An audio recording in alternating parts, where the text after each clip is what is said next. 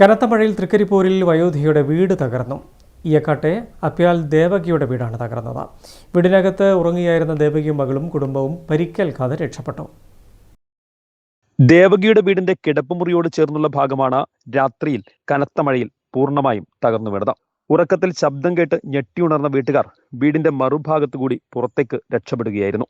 മേൽക്കൂരയിലെ കഴുക്കോലുകളും ഓടുകളും പട്ടികയും ഒടിഞ്ഞു വീണു. വീടിന്റെ ചുമർ പിളർന്ന നിലയിലാണുള്ളത്. ദേവകിയും മകൾ സനിതയും മകനുമാണ് ഈ വീട്ടിൽ താമസിക്കുന്നത്. 11:30 അപ്പോൾ ഞങ്ങൾ പുറത്തേക്ക് തുറക്കാൻ പറ്റാതെ ഭാഗത്തേക്ക് ഇന്ന് പൊട്ടുന്ന വെച്ച് പുറത്തേക്ക് ഞാനും എൻ്റെ മോനും ഈ പ്രളയമരത്താണ് കിടക്കുന്നത്. ഗ്രാമപഞ്ചായത്ത് president Sajida Safarulla, vice president M Rajeesh Babu, വടക്കേ Thrikkaripur village officer R Madhusudanan തുടങ്ങിയവർ വീട് സന്ദർശിച്ചു. News bureau, Payyanur.